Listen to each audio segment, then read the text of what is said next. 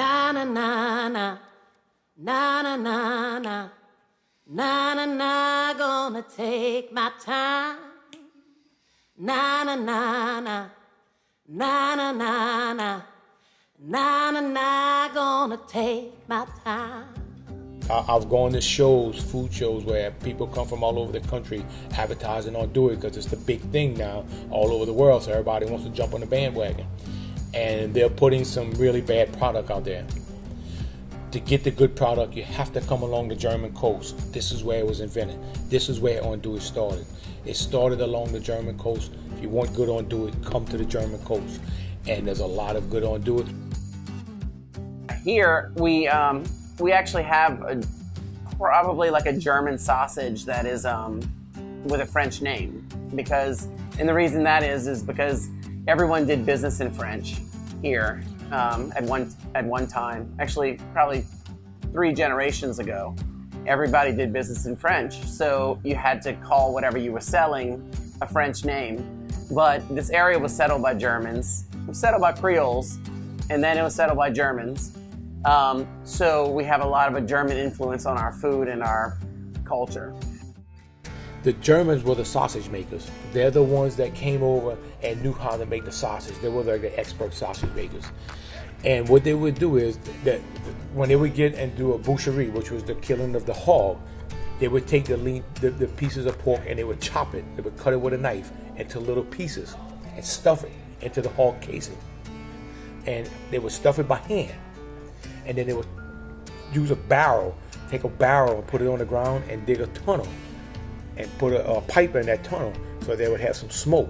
They could make a fire on the other end and the smoke would pass through the tunnel, the pipe tunnel, and it would smoke inside that barrel. They would give their andouille a heavy, heavy smoke so that it can be preserved. And after they smoked the andouille, they would actually hang it on their porch. It would hang, and it didn't matter if you had flies on it, mildew on it, anything, because it was preserved. When they needed a piece of andouille, they would actually just go cut it off the porch, scrape the stuff off, and then use it to cook. And now it's become a specialty meat because as time went on, the andouille process has always been amazing to everybody because it is a different process. It's not just making sausage. Well, sausage is ground fine and andouille is ground in chunks, and it's in a bigger casing. Sausage is in a smaller casing and it's just ground fine. And basically, over here they make fresh sausage with beef and pork.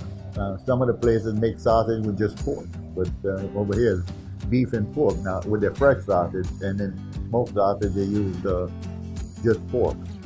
I would say that it's a little leaner, but it's also a more coarse ground, so you'll get kind of chunks, and it's not as homogenized as regular sausage. So you'll still have some of that when you cook it, but you'll also have chunks of meat. It's going to have more, after you smoke it and if you grill it, they have more of a bacon taste to it. And when you put it in stews, when you put it into a gumbo, it just gives this unique flavor. You know, we start with grinding it. We have to let it hang for so many hours to let some of the moisture evaporate or drip out. Because if it's too wet, then it makes it harder for the smoke to absorb. So we let it dry some, and then we smoke it, and that's about another day. And, and then we let it cool and it's ready to sell. So it does take a few days.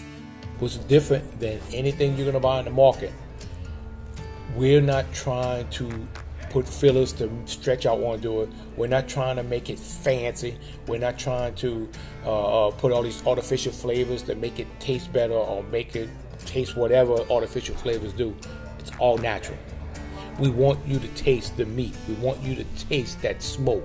We want you to just smell that andouille smell. Pure, fresh, natural smelling, natural tasting meat.